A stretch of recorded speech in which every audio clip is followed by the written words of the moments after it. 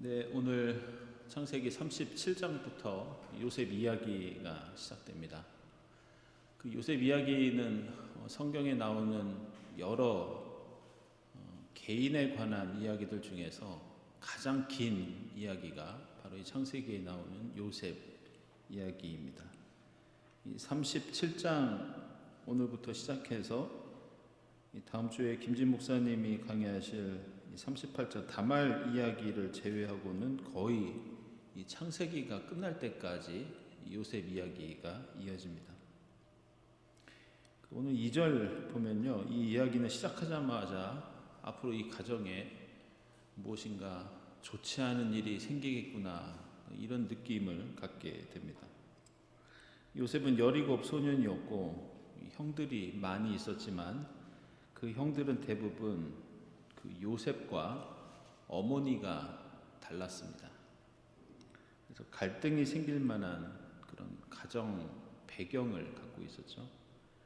게다가 요셉은 이 형들을 형으로서 존중하면서 잘 살았던 것이 아니라 이 형들의 허물을 아버지에게 몰래 일러 바치곤 했다, 이렇게 나옵니다. 그러니까 고자질을 많이 했다는 말입니다. 설상가상으로 3절에서는 아버지가 아무래도 늦게 얻은 아들인데다가 자신이 가장 사랑했던 이 라헬의 아들이었기 때문에 요셉을 편애했습니다. 그리고 심지어 요셉에게만 화려한 옷, 다른 우리말 성경에서는 채색 옷이라고 나옵니다. 이렇게 좋은 옷을 요셉에게만 지어서 입혔다고 이야기합니다. 그래서 4절부터 나오는 이 형들이 요셉을 미워했다는 내용은 어떻게 보면 좀 당연한 일이라고 할 수 있습니다. 거기에다가 이 5절부터 시작되는 이 요셉의 꿈 이야기는 이러한 갈등에다가 이 불을 지르는 계기가 됩니다.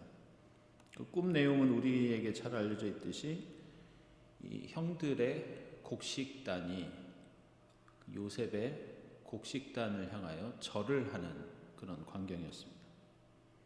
그리고 이 꿈은 이걸로 끝나는 것이 아니라 9절에서 또 다른 꿈으로 이어집니다. 여기서는 아예 한술 더 떠서 해와 달과 별 11개가 요셉에게 절을 한다는 그런 모습이었습니다. 요셉의 이야기에는 이렇게 꿈이 중요한 의미를 갖게 되는데, 오늘 이 37장을 비롯해서 요셉 이야기가 끝날 때까지 6번의 꿈 이야기가 나옵니다. 오늘 이 10절까지 나오는 내용만 봐도 우리는 이 요셉이 어떤 성격을 가지고 있었는지 좀 가늠해 볼 수 있습니다. 사실 17살 나이면 대단히 좀 애매한 나이입니다. 어린 사람이라고 보기에도 그렇고, 물론 많은 나이도 아니죠.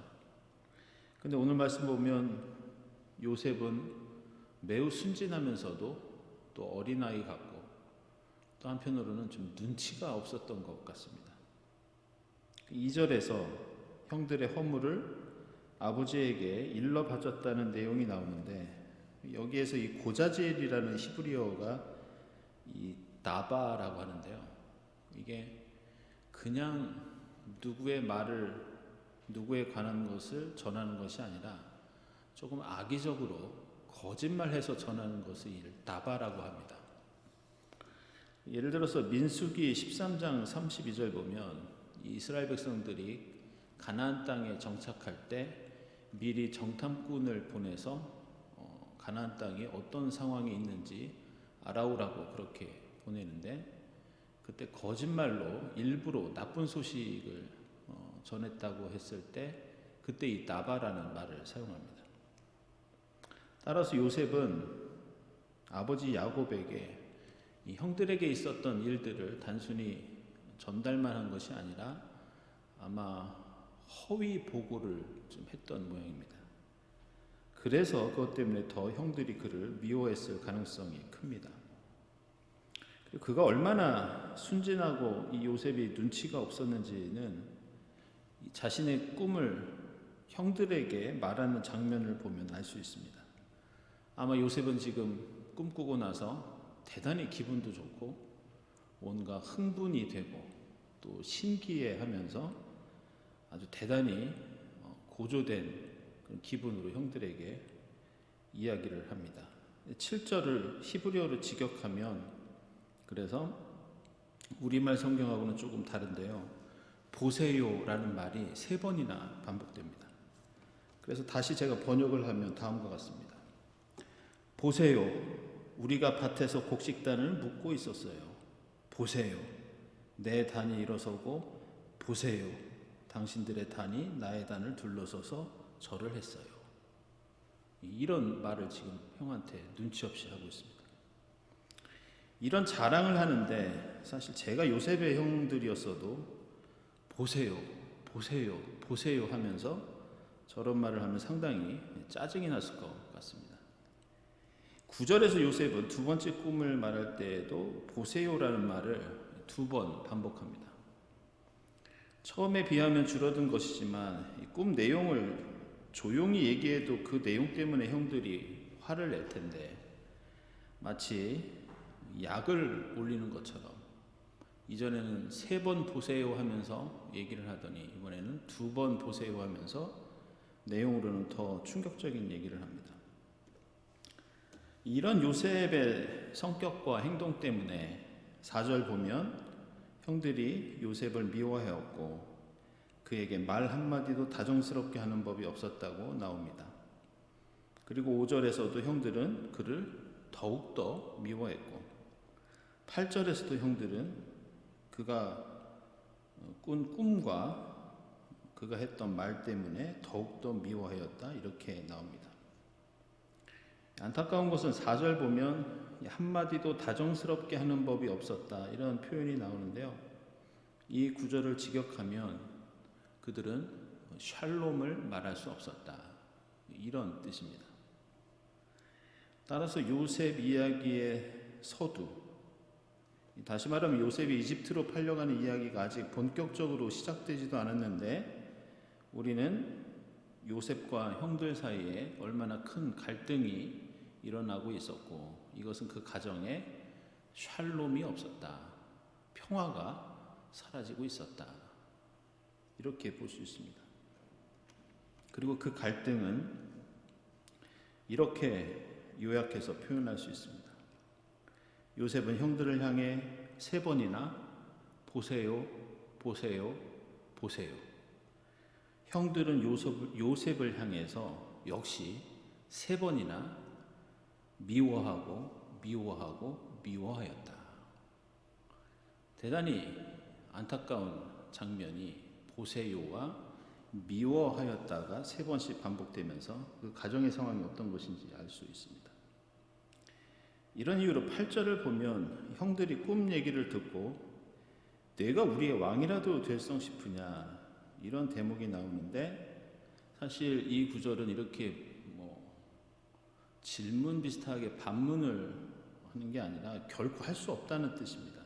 너는 결코 우리의 왕이 될 수 없다, 우리를 결코 다스릴 수 없다.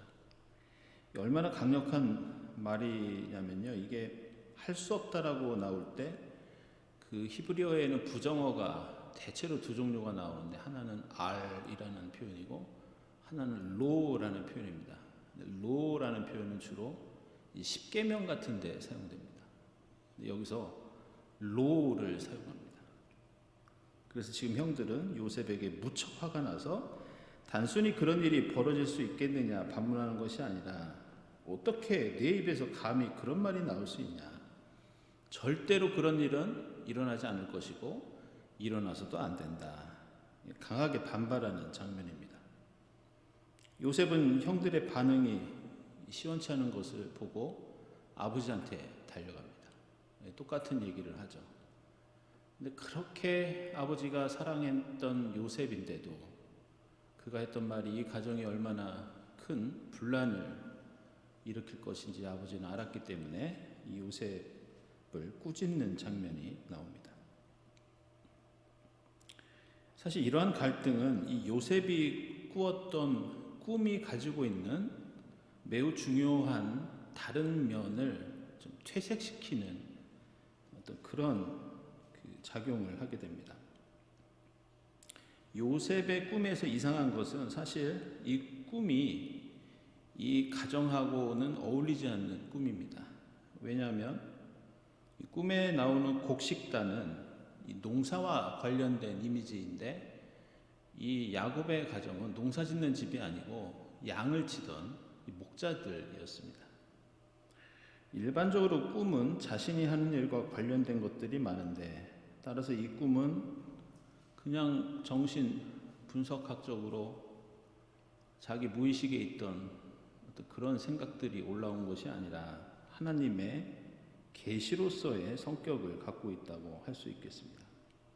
우리는 앞으로 어떤 일이 벌어질지 알고 있고 따라서 이 꿈이 다가올 엄청난 이 땅의 가뭄과 흉년 이것을 가리키고 있고 야곱의 가정이 이 위기를 극복하고 생명을 유지하는데 이 요셉이 커다란 역할을 할 것이라는 것을 우리는 이미 알고 있습니다.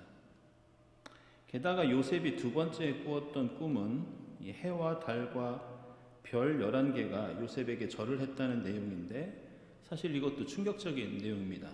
왜냐하면 이 당시의 고대 중동에서는 사람들이 해, 달, 별을 신으로 섬기고 있었습니다. 근데 요셉은 반대로 그 신으로 여기던 해, 달, 별들이 자신을 향해서 절을 한다는 꿈을 꿉니다. 이것은 요셉이 사람들에게 대단한 존경과 경배를 받게 될 것이라는 그런 암시이고요. 역시 우리가 그 결말을 알고 있듯이 요셉은 이후에 이집트의 총리가 되어서 대단한 경배와 존경을 받게 됩니다. 따라서 요셉이 꾸었던 꿈들은 단순히 이 요셉과 형들 사이의 관계를 가리키는 것으로만 그치지 않습니다. 그것은 그 꿈의 아주 일부분일 뿐입니다. 요셉이 앞으로 어떻게 살아갈 것이고 그가 이 야곱의 가정과 하나님의 구원 역사를 위해서 어떤 역할을 감당할 것인지 사실 그 의미가 이 꿈이 가지고 있는 더 중요한 뜻입니다. 그러나 야곱의 가정의 평화가 깨지고 갈등이 생기면서 요셉이 꾸었던 꿈들은 하나님이 알려주셨던 이 가정에 대한 하나님의 비전은 단순히 형제들 사이의 시기와 질투에 의해서 가족 내의 일로 축소되게 됩니다. 다시 12절 이하에서는 이제 요셉과 형들 사이의 이러한 갈등이 결국 이제 비극적인 사건을 불러옵니다. 아버지가 양을 치는 형들에게 요셉을 보냈을 때 18절을 보면 형들은 요셉을 해하려고 계획을 세웁니다. 근데 이 장자 르우벤은 원래 이 큰아들은 아버지가 안 계시는 곳에서는 아버지 역할을 하는 것이 그 당대의 관습이었습니다. 르우벤은 이제 자기가 책임을 져야 되니까 21절을 보면 목숨만은 해치지 말자 이렇게 제안합니다. 그래서 요셉을 특별히 아버지가 입혔던 그 화려한 옷, 채색 옷을 벗기고 그 들판에 있었던 구덩이에 내 던집니다. 그리고 시간이 흘러서 25절 이하를 보면 이집트로 내려가던 상인들에게 은 20냥에 팔아버립니다. 아버지 야곱에게는 차마 그렇게 요셉이 되었다는 얘기는 못하고 순염소 한 마리를 죽여서 피를 옷에 묻히고는 마치 사나운 들짐승이 해친 것으로 위장을 해서 아버지에게 알립니다. 그러자 아버지는 매우 비통해하였고 한편 요셉은 이집트의 보디발이라는 바로의 신하이자 경호대장 그 집에 팔렸다고 나오면서 오늘 이 37장이 마무리됩니다. 37장에는 이처럼 요셉이 형들에 의해서 구덩이에 내던져지고 이집트에 팔려가는 과정이 기록되어 있는데 자세히 보면 좀 해석하기 어려운 부분들이 나옵니다. 그것은 요셉이 구덩이로부터 누구에 의해서 구출이 되었는지 그리고 누구에게 팔렸는지 이것이 조금 명확하지 않고 큰 혼동을 일으킵니다. 28절 보시면요, 미디안 상인들이 지나갈 때 형제들이 요셉을 구덩이에서 꺼내어서 이스마엘 사람들에게 그 은 20냥에 팔았습니다. 이 은 20냥은 당시 남자 노예 한 명의 가격입니다. 그리고 상인들이 요셉을 이집트로 데리고 갔다고 나옵니다. 근데 이 부분을 히브리어로 보면 미디안 상인들이 지나갈 때 그들이 요셉을 구덩이에서 꺼낸 걸로 나옵니다. 형들이 꺼낸 것이 아니라 그들 이렇게 나옵니다. 즉 요셉을 꺼낸 게 문법적으로는 형들이 아니라 미디안 상인들입니다. 그래서 우리가 가진 세번역 성경들은 형제들이 꺼낸 걸로 나오지만 이 가톨릭 성경이나 개역 성경에서는 이 구절을 원래대로 그들이 꺼냈다 이렇게 번역했습니다. 그래서 미디안 사람들이 꺼낸 걸로 기록합니다.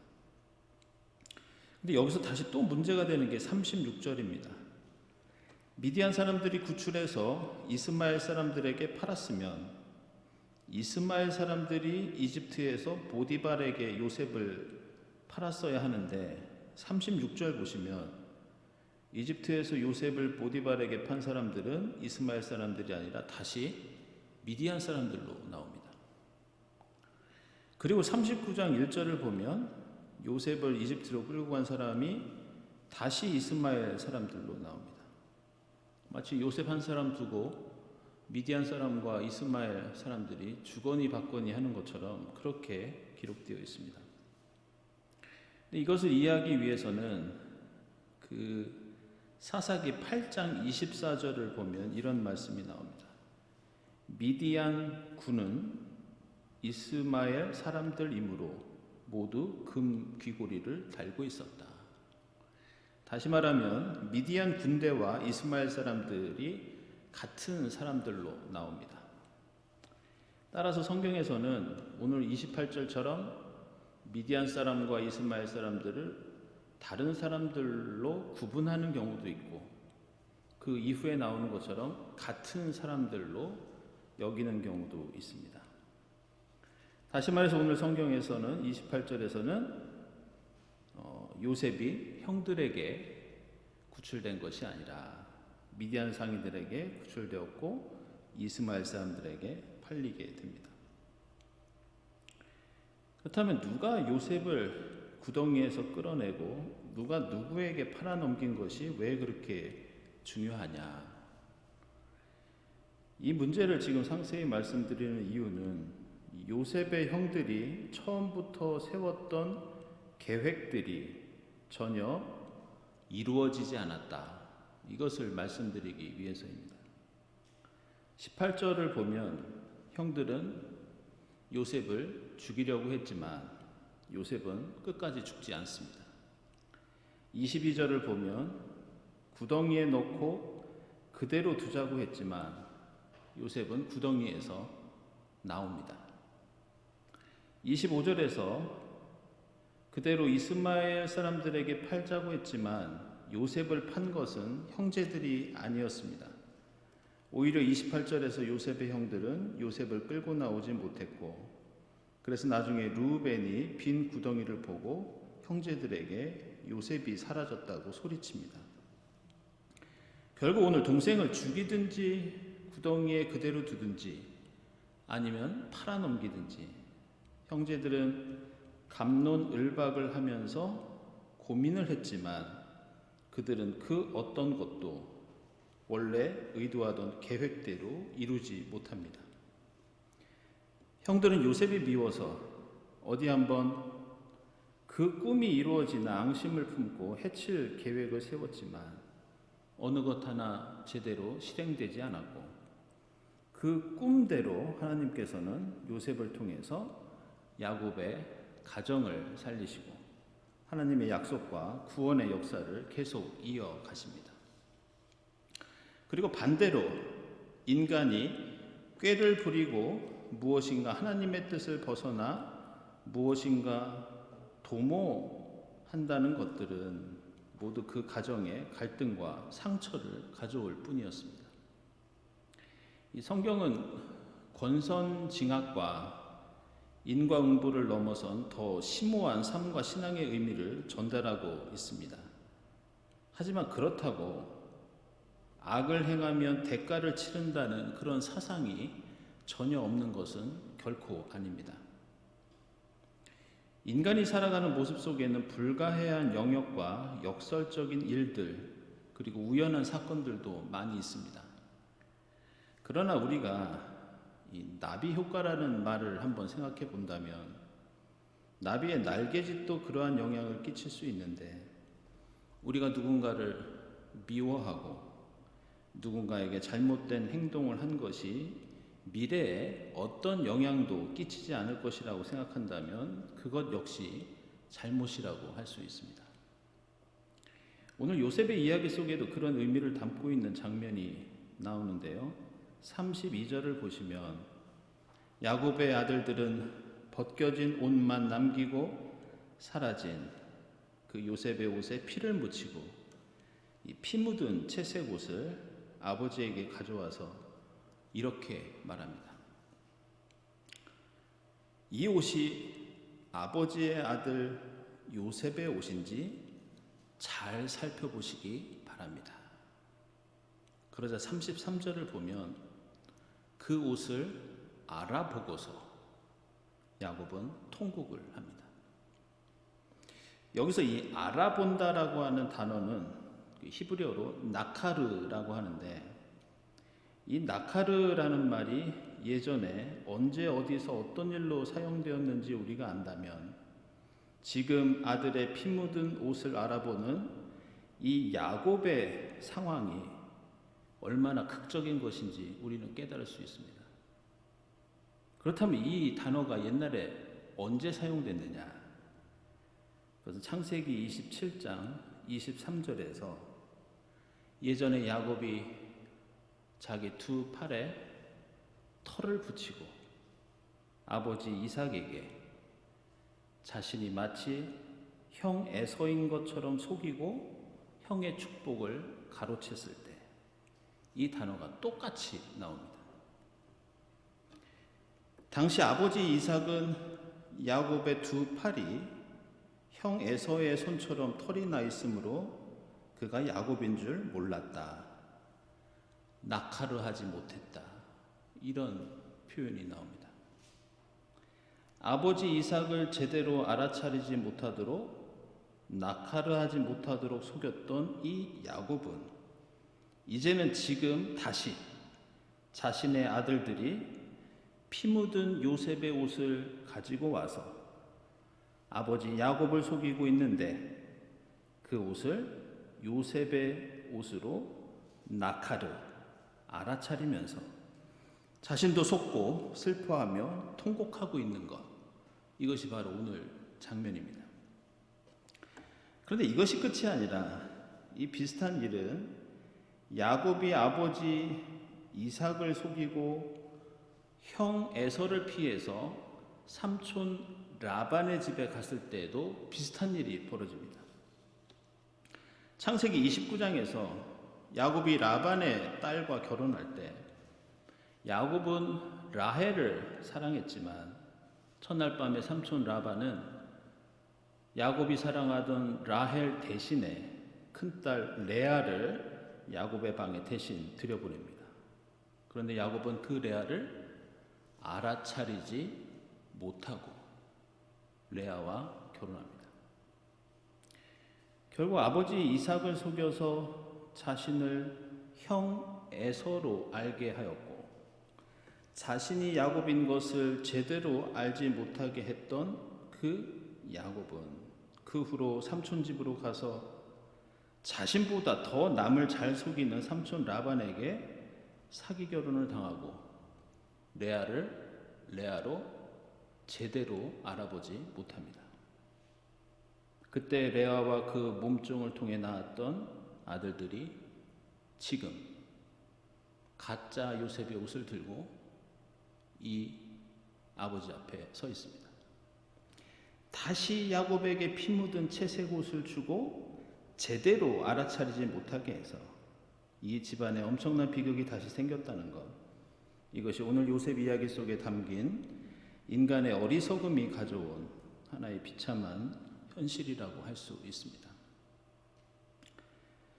그러나 우리가 한 가지 주목할 것은 비록 인간은 어리석고 또 미워하고 갈등하면서 그렇게 비극을 만들어내지만 그동안 아브라함과 이삭과 야곱의 경우가 그랬듯이 오늘 말씀 속에서도 요셉 이야기는 이 비극으로만 끝나지 않습니다. 마치 아브라함이 되었던 것처럼 야곱이 이스라엘이 되었던 것처럼 요셉도 새로운 삶을 시작할 수 있는데 그것은 아이러니컬하게도 빈 구덩이 안에서 이루어진 일이었습니다. 그동안 요셉의 삶과 신앙을 가리키는 하나의 상징은 특별히 아버지 야곱이 요셉을 사랑해서 그에게만 지어서 입혀주었던 화려한 옷, 채색 옷이었습니다. 요셉은 채색 옷을 입고 있었을 때는 형들의 허물을 아버지에게 고자질하던 아들, 자신만 채색 옷을 입고 아버지의 사랑을 독차지하면서 어느 누구도 아랑곳하지 않고 교만한 아들이었습니다. 그 채색 옷은 요셉이 다른 사람들과 구별되면서 요셉만이 누리던 특권의 상징이었습니다. 요셉을 요셉으로 만들어주는 것은 바로 그가 입고 있었던 그 화려한 채색 옷이었습니다. 그런데 23절을 보면 형들은 그런 요셉의 그 화려한 옷을 벗기고 그를 구덩이에 던집니다. 요셉을 요셉으로 만들어주던 그를 덮고 있던 그 화려함이 사라지고 그는 벗은 몸으로 구덩이에 던져진 겁니다. 요셉은 마치 어머니 뱃속에 있었을 때처럼 아무도 없는 빈 구덩이에 알몸으로 던져졌고 그곳에서 자기 자신을 아버지에게 사랑받는 아들이 아니라 형들을 무시했던 잘난 동생이 아니라 새로운 존재로 자기 자신을 깨닫고 새로이 시작할 수 있었습니다. 이 구덩이는 샘이 아니라 물을 저장하는 저장소였습니다. 그런데 이 구덩이라는 단어는 원래 죽은 자들의 세계 이런 뜻을 함께 갖고 있습니다. 따라서 이 구덩이는 생명과 죽음 이 두 가지 의미를 모두 담고 있는 장소입니다. 물이 있었다면 요셉을 던졌을 때 물에 빠져 죽을 수도 있었고 물이 없어서 살았지만 그대로 두면 그곳에서 죽을 수도 있는 그러한 생명과 죽음이 공존하는 곳, 거기가 바로 이 요셉 이야기에 나오는 빈 구덩이입니다. 그리고 요셉은 자신을 치장하고 포장하던 채색 옷이 벗겨지고 그 생명과 죽음의 구덩이에 빠집니다. 그리고 형들이 세웠던 계획이 아니라 전혀 생각지도 못했던 지나가던 미디안 상인들에 의해서 꺼내지고 다시 이스마엘 사람들에게 팔려서 이집트로 내려갑니다.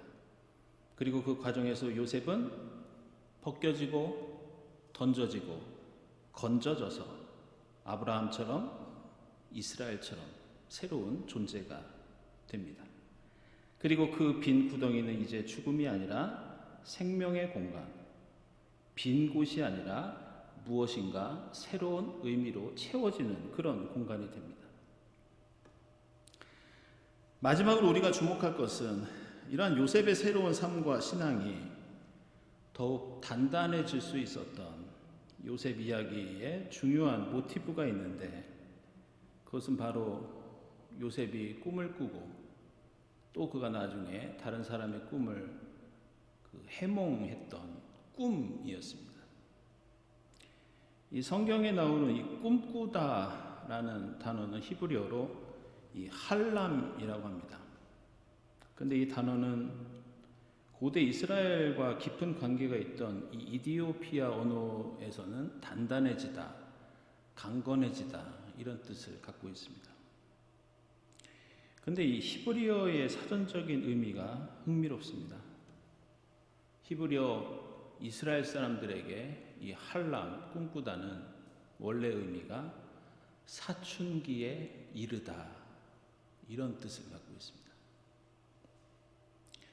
17살 사춘기 소년 요셉은 비록 빈 구덩이 속에서 불안과 혼란 속에 새로운 삶을 시작하지만 이후에 하나님을 만나는 체험, 꿈을 통해 만난 그 하나님, 그걸 통해서 그는 설레이는 삶을 살았고, 그 체험이 다시 그로 하여금 꿈을 꾸게 하면서 요셉은 더욱 강건해지고 단단해졌다.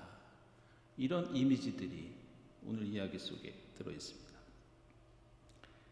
사랑하는 여러분, 비록 우리의 삶과 신앙은 지금까지 우리가 계속 살펴보고 있는 이 신앙의 선조들처럼 때로는 실수도 있고 허물도 많아서 때로는 죄와 상처와 갈등으로 이어질 때가 많이 있지만 우리는 언제나 믿음 안에서 새롭게 시작할 수 있다는 것을 잊지 마시기를 바랍니다.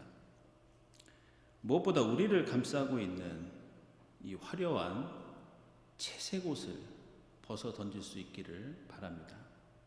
오늘 본문에서 채색 옷을 벗긴다고 할 때 이 벗긴다는 단어는 레위기 1장 6절에 나오는 하나님께 번제물을 드릴 때 짐승의 가죽을 벗긴다 할 때 그 벗긴다와 같은 단어입니다.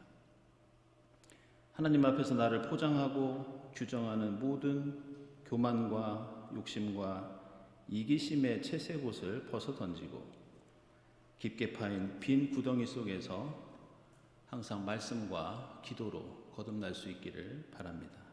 그리하여 우리의 영혼이 날마다 하나님을 만나 설레는 사춘기의 꿈처럼 매일매일 하나님 나라를 꿈꾸며 살아가는 여러분이 될 수 있기를 바랍니다.